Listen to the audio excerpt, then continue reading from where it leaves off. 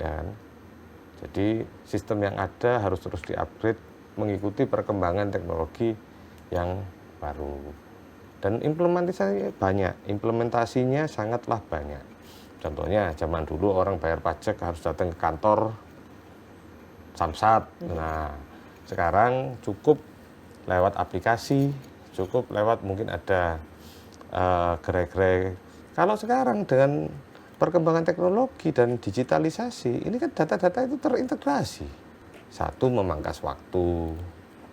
Dua, sehingga loh, kan gampang nyarinya. Kerja di pemerintahan, pelayanan publik jadi lebih efektif dan efisien. Transparan itu bukan telanjang. Karena balik lagi tingkatan SDM, tingkatan needed atau kebutuhan. Artinya perlunya apa mengakses data-data yang sifatnya rahasia. Ini kan juga perlu kita sadari semua, gitu loh. Kalau hanya untuk kebijakan ini tujuannya apa, alokasinya kemana, itu sangat mudah diakses.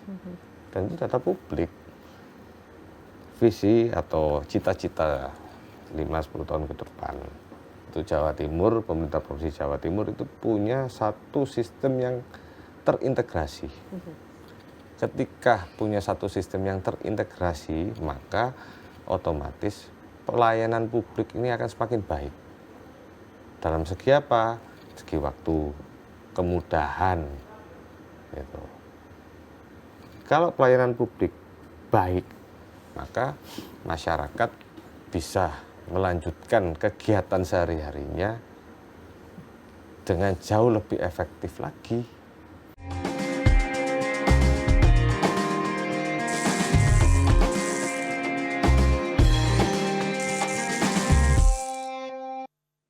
Assalamualaikum dulur Jawa Timur, senang sekali saya Karin Sam bisa jumpa lagi dalam podcast Jatim Channel DPRD Provinsi Jawa Timur, sebuah ruang di mana kita bisa membahas permasalahan yang ada di Jawa Timur, tentunya bersama dengan wakil rakyat yang siap untuk menyapa kita semua. Dan di kesempatan kali ini kita akan membahas sebuah tema tentang digitalisasi pengelolaan keuangan dan infrastruktur Jatim. Kita tahu bahwa era digital adalah hal yang tengah kita hadapi bersama, dan bagaimana kira-kira di Jawa Timur sendiri untuk pengelolaan keuangan dan juga infrastrukturnya dilakukan dalam proses digitalisasi tersebut. Kita sudah kehadiran anggota Komisi C DPRD Provinsi Jawa Timur dari Partai Gerindra. Untuk dapilnya Jatim 6, yakni Kabupaten Malang, Kota Malang, dan juga Kota Batu. Tidak lain adalah Pak Aufa Zafiri SAK. Mari kita sapa terlebih dahulu. Assalamualaikum Pak Aufa. Waalaikumsalam Mbak Sem. Ketemu lagi, jangan bosan ya. Ya, alhamdulillah. Alhamdulillah sehat hari ini. Dalam keadaan sehat. Alhamdulillah, senang sekali. Pak Aufa ini tentunya sebagai generasi muda yang terjun di pemerintahan yang saya tahu sudah 2 periode, tapi yang sekarang udah ketiga nih ya. Ketiga ini ya, luar biasa. Sebetulnya apa sih yang mendorong Pak Aufa sendiri untuk bisa fokus pada isu digitalisasi keuangan dan juga infrastruktur ini? Ya, jadi isu ini kan cukup menarik. Karena setiap waktu, setiap masa itu segala sesuatunya pasti berkembang. Nah, kebetulan sekarang dengan 5-10 tahun yang lalu itu kan jauh berbeda. Perkembangannya pesat, terutama di sisi teknologi informasi. Teknologi informasi yang memangkas waktu dan jarak. Kalau dulu orang pengen ngobrol, pengen lihat mukanya harus ketemu langsung kopi darat. Tapi dengan kemajuan teknologi informasi kan cukup video call, itu kan sudah terwakili. Nah, kebetulan karena teknologi informasi yang berkembang ini tentunya harus ada implementasi atau penerapannya dalam pemerintahan. Sehingga apa? Menghilangkan potensi-potensi hal-hal yang buruk, niat-niat yang buruk yang ada dalam pemerintahan. Sekaligus juga mengedukasi masyarakat, memaparkan kepada masyarakat, ini loh kerjanya pemerintah itu ini. Sehingga nggak timbul lagi disinformasi, salah paham, karena kurangnya komunikasi, karena sulit mengakses informasi, ini kan bisa menimbulkan persepsi yang macam-macam di masyarakat yang bisa mengganggu stabilitas pemerintahan. Nah ini kan artinya keberadaan teknologi informasi ini harus terus diimplementasikan dalam pemerintahan, khususnya di pemerintahan Provinsi Jawa Timur. Apa yang paling besar ya, Mas Alfa rasakan khususnya perubahan begitu yang dirasakan Pak Alfa rasakan dalam pengelolaan keuangan daerah sejak periode pertama hingga saat ini Pak Alfa? Jadi ada banyak beberapa perubahan yang cukup signifikan. Kalau di masa lalu itu misalkan suatu OPD ya kan, organisasi perangkat daerah atau dinas, kita tanya, kita minta data, itu agak lambat-lambat karena butuh, ya Pak kita masih konsolidasi, kita masih perlu kolek data, kita masih perlu melakukan pengecekan lagi apakah ini sudah update atau tidak. Artinya banyak aktivitas yang masih dilakukan secara manual di masa yang lalu. Nah kalau sekarang kita minta data ya tinggal buka sistemnya, kan langsung real time nih. Artinya ini kan perubahan yang sangat luar biasa.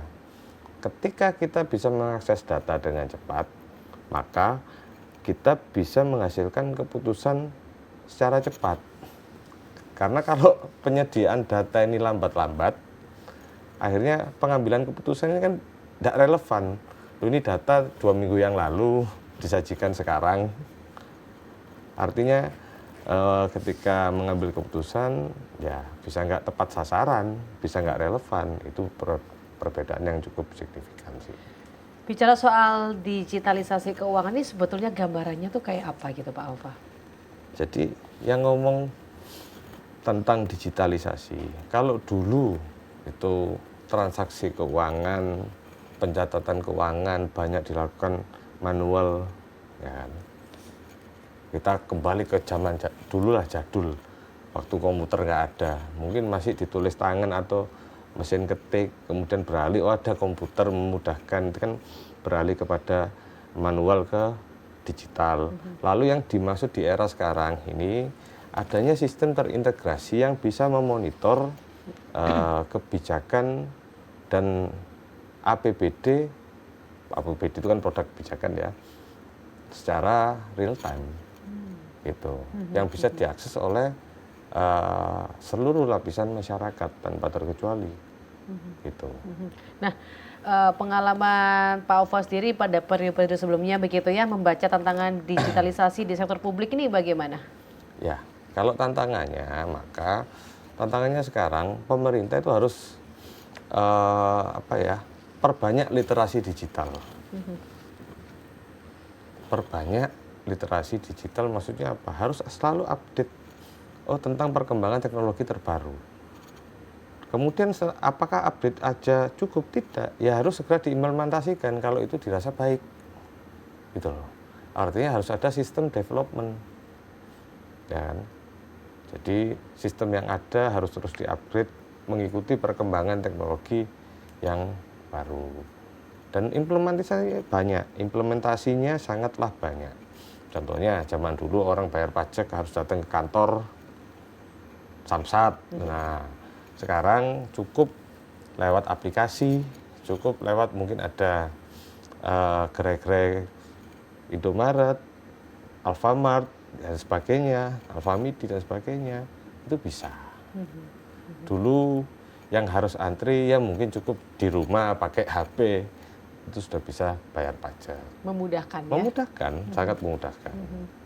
Nah, kalau dilihat menurut Pak Alfa sendiri, mengapa sih digitalisasi ini menjadi urgensi penting bagi Jawa Timur, termasuk Malang Raya, dapil dari Pak Alfa? Ya, urgensi itu pasti. Artinya makhluk hidup, apalagi manusia, itu kan harus selalu beradaptasi dengan perkembangan lingkungan.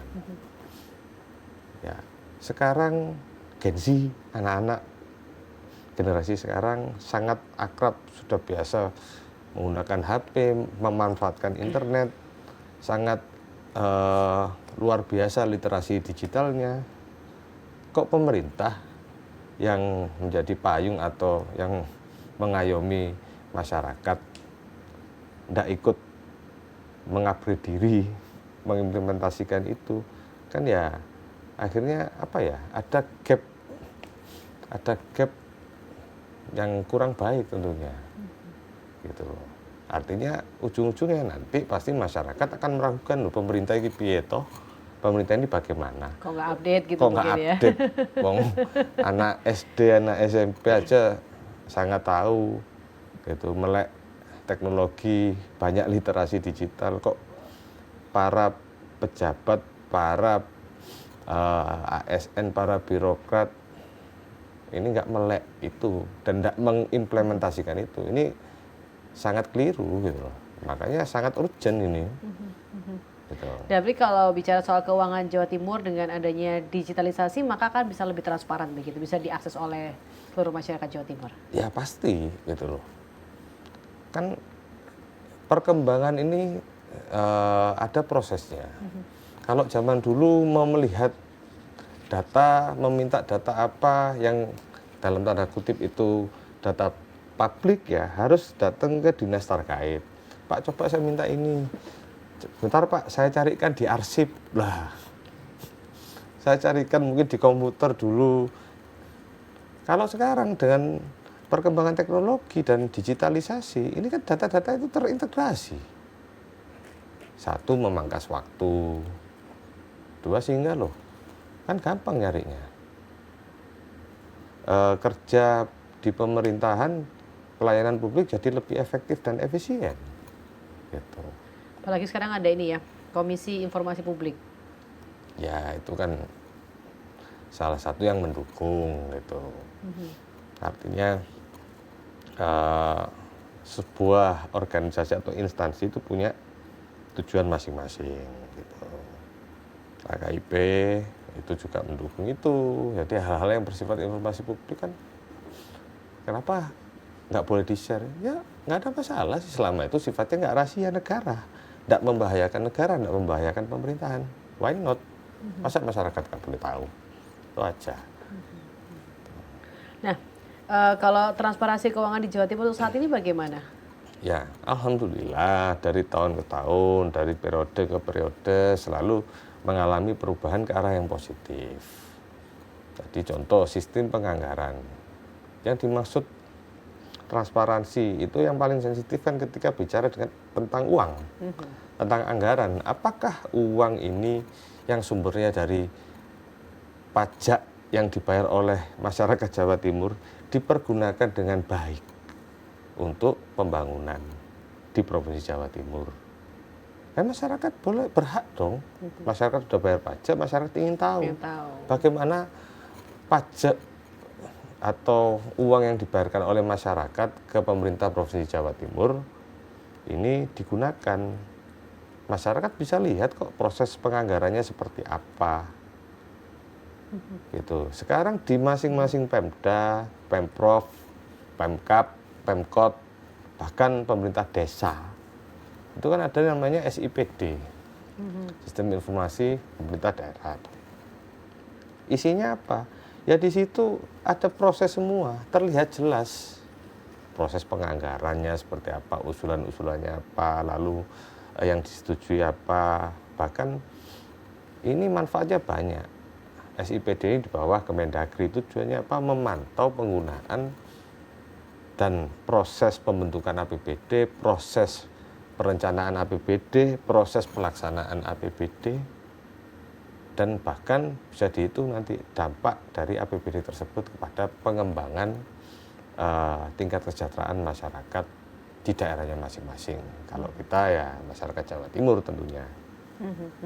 Nah, tapi tentunya ada batasannya yang informasi yang bisa dipublish ke masyarakat ataupun yang tidak bisa dipublish. Misalnya ini kayak pembangunan jembatan tuh. Itu kan ada tertulis biasanya kan ya, ini anggarannya berapa, material berapa, dikerjakan oleh siapa. Nah, kira-kira apakah juga ada batasan untuk informasi yang tidak bisa dipublish kepada masyarakat? Ya, saya rasa negara pasti juga ada batasan. Contoh, kalau saya lihat itu di tingkatan pemerintah pusat, masa anggarannya TNI, anggaran pertahanan, data-data tersebut dibuka ke publik. Nah, ini kan sensitif dan bahaya dong. Gitu loh. Artinya tidak semua data itu menjadi konsumsi masyarakat. Data-data yang sifatnya berhubungan dengan rahasia negara yang mencakup keamanan seluruh masyarakat di wilayah Republik Indonesia ini kan tidak boleh dibuka, gitu loh.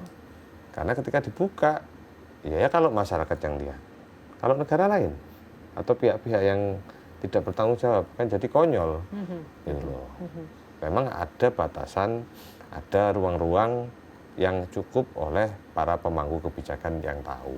Tapi tetap bisa dipertanggungjawabkan ya? Sangat, Sangat karena ya, walaupun tidak transparan di masyarakat gitu loh betul, maksudnya. gini, yang dimaksud transparan itu bukan telanjang ya. Transparan itu bukan telanjang. Karena balik lagi tingkatan SDM, tingkatan needed atau kebutuhan. Artinya perlunya apa mengakses data-data yang sifatnya rahasia. Ini kan juga perlu kita sadari semua, gitu loh.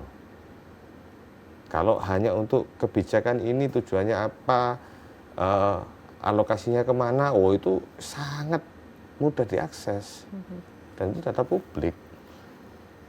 Dan itu bisa seperti itu ya karena kemajuan teknologi informasi, karena kita selalu upgrade tentang penerapan digitalisasi dalam segala proses pemerintahan. Pak Ova, bicara soal menekan potensi kebocoran atau inefisiensi, apakah yang namanya sistem digital pengelolaan anggaran ini sudah efektif?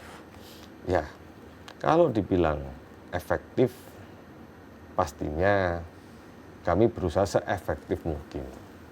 Gitu loh. Saya berusaha mencerna begini. Efektif itu menimbulkan pertanyaan lanjutan. Efektif menurut siapa? Efektif parameternya apa? Nah, ini kan banyak perdebatan. Tetapi sekarang yang saya ketahui pada prinsipnya proses penganggaran ini oke, buka. Pemerintah pusat bisa tahu nih apa yang dilakukan daerah-daerah. Masih tahapan usulan, kemudian tahapan proses penggodokan sampai disepakati. Setelah disepakati, dilempar ke Kemendagri untuk dilakukan evaluasi mana-mana yang penting, mana-mana yang enggak. Ini kan proses transparansi. Apakah ini efektif? Ya efektif. Secara durasi waktu ya sangat efektif dong. Kalau dulu mungkin kirim berupa soft file atau berupa buku yang tebelnya segini.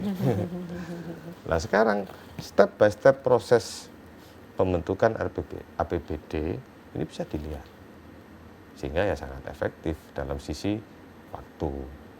Sehingga kalau ada kesalahan, kalau ada penyelewengan bisa dideteksi sejak dini, gitu.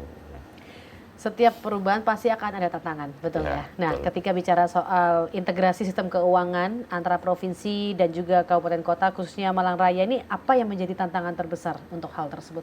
Ya, tantangan terbesar kalau saya melihat amati kondisi faktual, satu, perlu diakui negara kita Republik Indonesia ini masih sangat jauh tertinggal dalam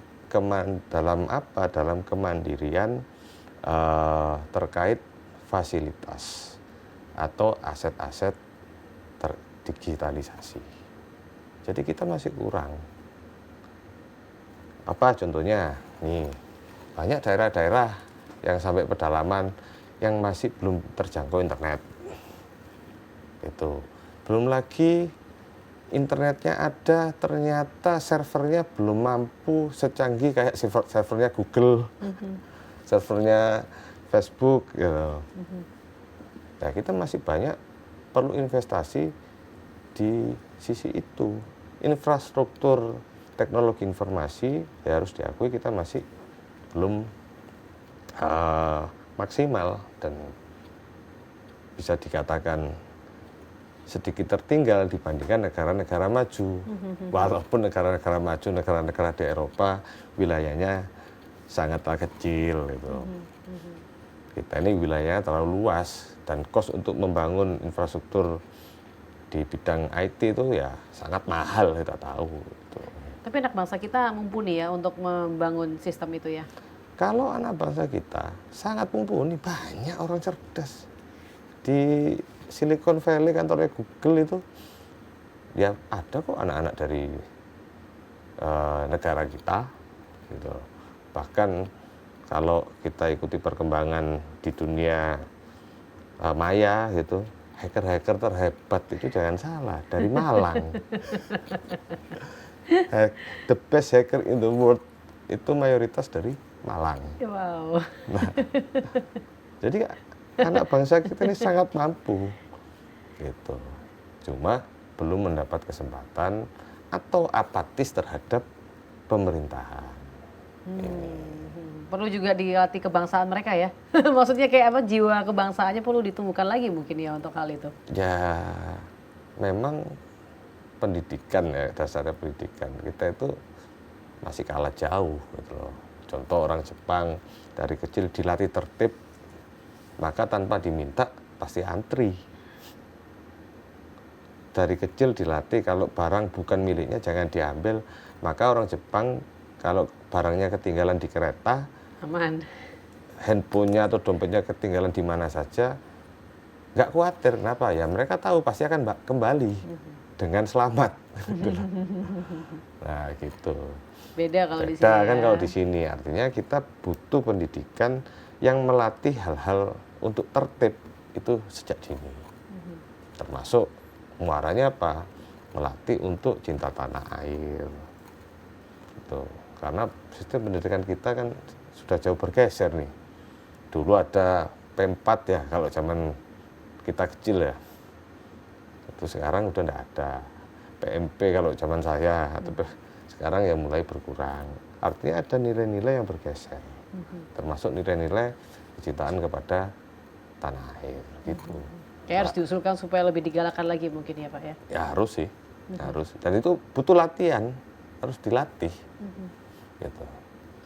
Baik, kembali ke topik kita nih. Bagaimana Komisi C untuk memastikan belanja infrastruktur bisa tetap tepat sasaran melalui dashboard atau sistem digital? Ya, sistemnya itu kan ada, sudah. Tepat sasaran atau tidak, saya rasa ini bukan tugas Komisi C saja, tugas seluruh anggota DPRD Provinsi Jawa Timur yang jumlahnya 120 orang. Jadi, salah satu tugas kita itu satu, pertama membuat peraturan daerah, yang kedua membuat APBD bersama eksekutif, tiga controlling ya. Nah, bagaimana kita memastikan? Selalu di setiap kesempatan saya sampaikan gitu. Kepala daerah terpilih itu punya janji-janji ketika kampanye. Ketika mereka kepala daerah dan wakil kepala daerah yang dipilih oleh rakyat, artinya rakyat menyepakati atau setuju dengan janji-janji mereka. Maka janji mereka itu harus terwujud dalam apa? RPJMD kalau tingkatan provinsi. RPJMD itu kemudian bagaimana menuju RPJMD selama 5 tahun, tujuannya apa? Itu ada target-target yang tertuang dalam APBD tiap tahun. Nah, kita atau kami legislatif itu menyamakan itu dulu. Benar nggak nih lu gubernur dulu kampanye janjinya ini, kok RPJMD nggak ada? Kita tagih nih. Karena anggaplah kami ini di legislatif ya menyambung suara rakyat. Oh, kalau sudah masuk ya sudah. Lalu tiap tahun apa yang dilakukan dalam APBD? Oke. Sambil kita juga kasih masukan. Oke, janjimu itu mungkin zaman dulu relevan. Sekarang sudah nggak relevan. Karena kami ini ada yang namanya kegiatan reses, serap aspirasi masyarakat. Anggota DPRD ini ketemu masyarakat yang memilihnya secara waktu berkala. Tujuannya apa? Yaitu, oh ternyata masyarakat sudah nggak butuh ya seperti yang dijanjikan. Ayo kita rubah lagi seperti itu. Nah, terakhir controlling. Itu semua tahapan itu RPJMD, APBD, pelaksanaan. Benar nggak nih APBD ini sudah dilaksanakan? Sesuai apa? Melalui apa? Mempermudah ya sistem. yang terintegrasi melalui dibantu oleh digitalisasi. Itu.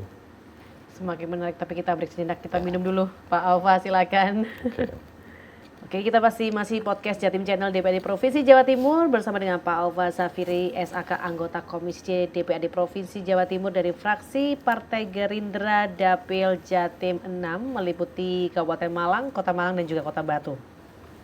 Pak Alfa, kita masih bahas soal digitalisasi pengelolaan keuangan dan juga infrastruktur Jatim. Nah, sejauh ini apakah OPD ini sudah siap beradaptasi dengan era digital budgeting dan juga e-audit, Pak? Ya, sangat siap. Jadi ini bukan hanya saat ini saja, sudah sejak beberapa tahun yang lalu. Gitu loh. Mohon maaf, saya harus sampaikan objektif. Sistem SIPD itu sudah sejak beberapa tahun yang lalu. Kemudian untuk mewujudkan pemerintahan yang transparan, good governance publik, ya harus melalui tools yang mendorong itu. Belum lagi ketika dalam pelaksanaan program pemerintah selesainya apa lantas diam-diam saja, tidak, ada proses audit dan sebagaimana, panjang sekali prosesnya.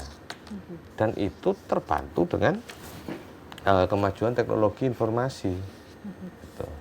Bayangkan kalau zaman dulu ngaudit dokumen manual yang bisa satu ruangan sendiri banyaknya. Sekarang kan cukup, oke, dokumen primer saja di sistem seperti apa, tinggal mencocokkan, memeriksa apakah tepat, taat administrasi, tepat sasarannya, seperti itu.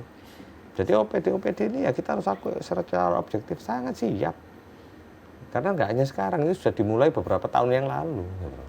Sudah dipersiapkan begitu ya untuk menghadapi hal ini ya. Langkah konkret apa nih yang bisa dilakukan untuk bisa meningkatkan akuntabilitas belanja publik dengan teknologi, Pak? Ya, langkah konkret yang jelas itu pemerintah Provinsi Jawa Timur atau pemerintah daerah manapun harus menambah investasi di bidang teknologi informasi. Kenapa? Karena teknologi informasi semakin berkembang. Mau akses ini bisa diakses masyarakat lebih cepat, ya maka harus menyiapkan fasilitas infrastruktur IT atau internet yang memadai. Gitu. Jadi namanya teknologi itu kan harus berkembang. Lah kalau pemerintah mau terus-menerus secara berkala invest untuk hal tersebut, maka ya saya yakin minimal pemerintah Provinsi Jawa Timur bisa kayak negara maju, contoh Dubai nih. Dubai itu orang datang, investor datang mau ngurus perizinan, cukup datang ke satu tempat, nginputkan data, nyetorkan modal, nggak sampai 15 menit, 20 menit, udah keluar izinnya. Nah, karena ada mereka, negara-negara maju ini sudah punya sistem yang terintegrasi. Ya. Kalau di Jatim sendiri gimana kira-kira? Apakah sudah mendekati atau masih berapa persen menuju ke sana begitu? Ya, kita masih menuju ke sana. Tetapi kita masih harus akui, kita masih butuh fasilitas infrastruktur di bidang teknologi informasi yang terintegrasi ini masih perlu banyak, Pak. Gitu. Kira-kira perbaikan teknis yang dibutuhkan supaya proyek-proyek infrastruktur bisa dipantau secara real time apa nih, Pak? Ya, satu, pertama kapasitas server. Ya, kapasitas server ini harus gede dan membuat server yang besar ini ya biayanya tidak murah, mahal itu. Kedua, selain server pasti ada orang-orang technical support. Technical support itu apa? Orang-orang yang kompeten dalam memastikan server atau sistem ini bekerja dengan sebagaimana mestinya. Nah, ini kan butuh banyak orang-orang ahli. Ini juga pasti akan nambah kos, nambah biaya gitu. Ya, terakhir kemudian selain itu infrastruktur. Infrastruktur ini apa yang dibutuhkan? Bandwidth yang gede. Jadi server besar butuh bandwidth yang besar. Jadi kalau server itu ibaratnya rumah, kalau bandwidth ini jalannya. Nah, kalau jalannya kecil yang lewat truk, kira-kira 2 truk aja sudah macet, lemot, Macet. ya ini yang terjadi. Itu kalau jalannya besar, nah mau yang lewat truk atau tank ya Aman. aman. Dan ini cukup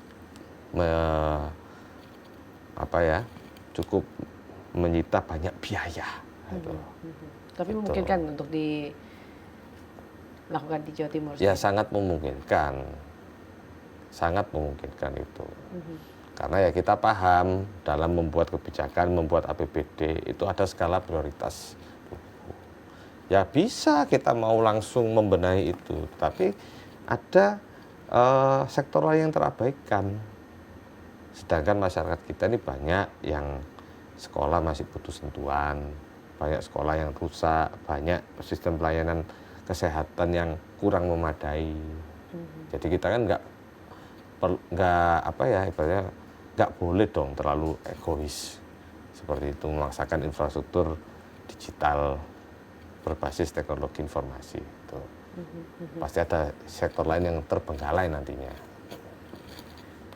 Kalau bicara soal Malang Raya nih, kira-kira ada nggak sih Pak proyek infrastruktur yang ada di Malang Raya yang bisa menjadi contoh sukses digitalisasi pengelolaan? Ya, jadi contoh sukses nih, saya sampaikan dulu salah satu desa binaan saya di Sri Mulyo, Kabupaten Malang, itu jadi percontohan terkait desa digital. Kenapa? Kita konsep daerahnya pegunungan, jadi percuma punya HP bagus, tapi sinyalnya tidak ada. Maka kita di bawah binaan saya, itu kemudian berkolaborasi antara desa dengan pemerintah Provinsi Jawa Timur, ya bikin dengan kerjasama dengan BUMDesnya desa, jadi bikin tower gitu. Nah tower itu kemudian menyalurkan internet kepada masyarakat dan sekolah-sekolah di sekitar. Itu tentunya ini berbayar. Berbayar masuk mana? Duitnya masuk BUMDes. BUMDes ya pasti masuk desa. Yang bayar masyarakat desa tersebut, uangnya yang masuk ke desa digunakan untuk bangun infrastruktur desa yang lain. Nah, seperti itu. Sampai sekarang masih berfungsi dengan baik ya itu? Ya, saya rasa masih berfungsi deh. Gitu. Wow, luar biasa. Nah, Pak Aufa sebagai anggota Dewan Muda, inovasi apa nih yang Pak Aufa tawarkan supaya Jawa Timur nggak tertinggal dalam smart governance? Ya, jadi inovasi itu banyak. Inovasi itu banyak, tergantung niat. Nah, salah satu contoh inovasi yang dalam pikiran saya, pemerintah Provinsi Jawa Timur ini harus banyak menggandeng investor atau harus banyak bekerja sama dengan pemerintah daerah lain, pemerintah negara lain yang maju, gitu. Tetapi kerjasama ini kemudian ya cuma jangan hanya sebagai pengantar, harus memastikan betul ke kabupaten kota se-Jawa Timur, gandeng para bupati, para wali kota ini, ini ada investasi ini, supaya daerahmu berkembang, supaya masyarakatmu juga bisa ikut kerja, mengurangi tingkat pengangguran, gitu. Tapi ini nggak bisa dilakukan sendiri. Masalahnya masih banyak daerah-daerah yang punya ego sektoral tinggi, gitu. Saya dipilih oleh rakyat kok. Kamu dipilih oleh rakyat, saya juga dipilih oleh rakyat. Saya pengen begini, kamu pengen begitu, terus bagaimana dong? Nah, inilah yang harus kita kurangi atau hilangkan. Ayo para bupati, wali kota kerjasama yang baik dengan gubernur dan presiden, insya Allah daerah kalian pasti akan sangat maju. Bagi tugas lah, gitu. Misalkan di daerah kadang-kala masih ada kabar, ada investasi, masyarakat itu udah pada demo. Ini kan masih kabar ya, belum realisasi. Masih kabar, belum realisasi, menolak. Gitu. Jadi banyak inilah yang hal-hal kayak gini yang perlu kita kurangi deh. Gitu. Investasi itu baik kok. Gitu. Banyak di masa lalu calon-calon investor Yang mau masuk ke Jatim sudah mau masuk, sudah bikin planning luar biasa. Tapi karena ada hal-hal penolakan semacam itu akhirnya lari. Sekarang sayang larinya kemana? Ke Vietnam. Di Vietnam itu mau bikin apa pabrik, sudah kita bantu perizinannya gampang. Yang penting jalan ya begini sesuai aturan kita. Yang penting masyarakat kerja. Investor senang. Selesai gitu. Nah sekarang di Jawa Timur sendiri mau diajak maju ya ayo, nggak bisa sendirian, bareng-bareng. Hilangkan ego sektoral deh gitu. Ya tugas kalian para pemimpin ya jangan kemudian semakin egois, tapi bantu edukasi kepada masyarakat. Caranya seperti ini, masyarakat bisa kok diajak bicara baik-baik. Gitu. Bicara anak muda yang merupakan bagian dari sebuah pemerintahan begitu ya, apakah anak-anak muda ini bisa diajak begitu ya untuk mengawasi APBD dengan melalui platform digital gitu, mengawasi APBD dan juga pembangunan? Ya, sebenarnya sangat bisa. Dan ini data publik itu terbuka, bisa diakses oleh siapa saja. Tapi kadang-kala mengawasi APBD apa untungnya? Banyak kok orang yang berpikir, udah gue nggak ngurus APBD mau diapa-apain, terserah. Nggak ada efeknya dengan hidup gue. Nah gitu kan. Artinya apa? Banyak masyarakat yang apatis sebenarnya. Sudah deh, kita ini percaya-percaya aja kok. Tapi ya tolong buktikan, wujudkan gitu loh. Artinya pengawasan APBD ini pintunya sangat terbuka, data publik itu gampang diakses, nggak usah jauh-jauh lah, buka aja website dinas masing-masing, buka aja SIPD, ya pasti bisa kelihatan semua. Cuma berapa banyak sih masyarakat kita yang mau meluangkan waktunya untuk ngurusi hal-hal seperti itu, saya rasa nggak banyak. Karena semuanya pada punya kesibukan masing-masing yang dirasa mereka jauh lebih penting. Kalau saya ngurusi APBD, mau ngecek APBD, wong saya ini masih banyak kerjaan. Ngerjain ini, kerjaan saya nggak selesai, nggak dapat bayaran. Nah, itu. Terutama anak-anak muda. Banyak sekali anak-anak muda atau Gen Z yang sebenarnya apatis. Gitu. Sebenarnya anak muda itu sebenarnya pengennya satu sih Pak, APBD-nya tepat sasaran begitu ya? Ya, tepat sasaran ini kan timbul pertanyaan lagi, menurut siapa? Menurut mereka. Ya, menurut mereka. Ya kalau mau mereka tepat sasaran menurut mereka, berkontestasilah dalam pemilu. Jadi, jangan hanya mengkritisi, berpartisipasilah dalam proses pembentukan kebijakan. Ruang-ruang itu dibuka kok. Ada musrengbang, ada reses, ada FGD, yang mengundang seluruh lapisan masyarakat, ada juga secara online. Berilah masukan ide-ide. Tapi partisipasi untuk hal-hal tersebut sangat minim, terutama generasi muda. Ketika diajak membuat suatu kebijakan, ikut berpartisipasi, ogah-ogahan. Tapi ketika kebijakan sudah jadi, yang terdepan mengkritisi. Nah, berarti mereka sebenarnya harus membaca data dulu ya sebelum akhirnya memberikan masukan ataupun juga saran-saran ataupun juga kritik terkait kebijakan tersebut begitu ya Pak? Ya, namanya usul itu ya terserah, suka-suka mereka. Mau baca data, nggak baca data, mau menurut mereka benar atau salah, itu kami nggak ada urusan. Kami sangat terbuka dengan segala usulan. Tetapi ingat, usulan itu tidak lantas bisa diterima begitu saja. Kan harus ada proses pengkajian, ada proses benar nggak sih ini verifikasi, gitu. Ada proses kemudian penyelarasan dan pembentukan anggaran. Ini prosesnya panjang, nggak berbicara tentang anggaran ini nggak sehari, sejam, 2 jam langsung jadi, enggak. Ini panjang prosesnya. Dan setiap tahapan itu termonitor melalui sistem, melalui kemajuan teknologi, melalui digitalisasi. Jadi sebenarnya kami ini dalam membuat suatu kebijakan khususnya APBD, dengan kemajuan teknologi ini sangat terbantu gitu loh. Jadi terpujilah wahai pembuat internet gitu kan. Gitu. Sangat membantu apa? Kami tidak perlu panjang lebar menjelaskan sampai muru kepada masyarakat, lihatan sendiri gitu. Dan masyarakat bisa menilai gitu. Sejauh ini apa hambatan terbesar dalam mendorong digitalisasi di level birokrasi dan juga pelaksana lapangan, Pak Alfa? Ya, hambatan terbesar memang tenaga ya. Jadi sebaik-baik apapun sistem itu, yang menjalankan sistem itu masih manusia. Terkait penginputan data, ini kan luar biasa banyak gitu. Hasil musrengbang, hasil reses ini banyak sekali seluruh Jawa Timur. Untuk memasukkan ke dalam sistem itu kan tetap butuh tenaga manusia.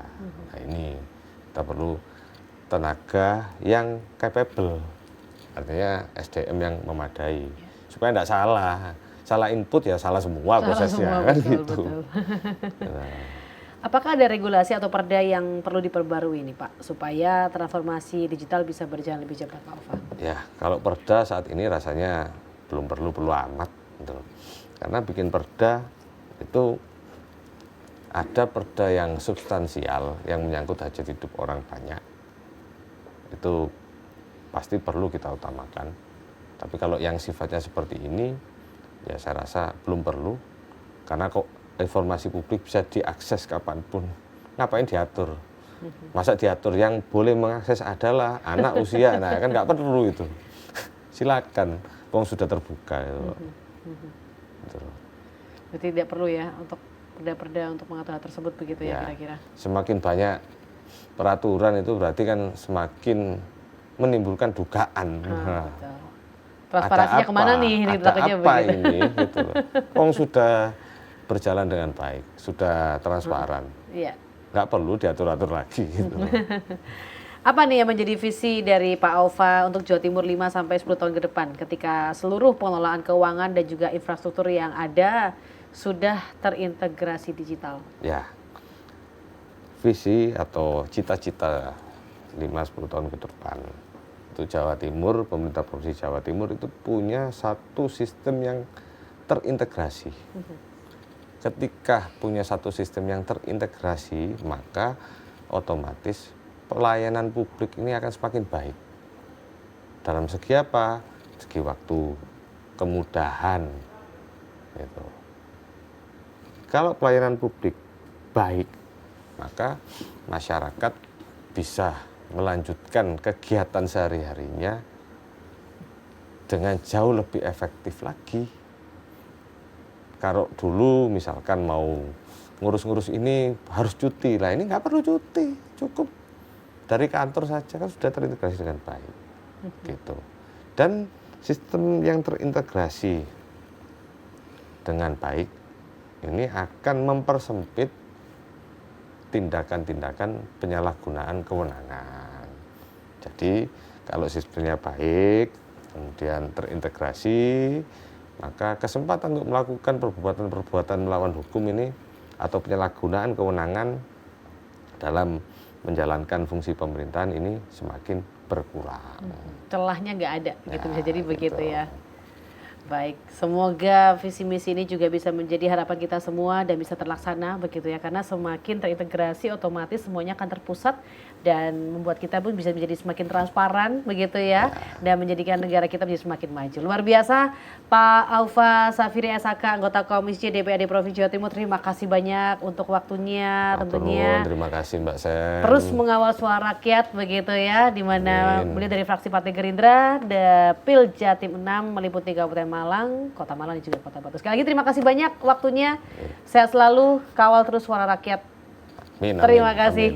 Amin. Terima kasih juga untuk Anda. Saya Karin, saya pamit. Wassalamualaikum warahmatullahi wabarakatuh. Waalaikumsalam warahmatullahi wabarakatuh. Minum, silakan.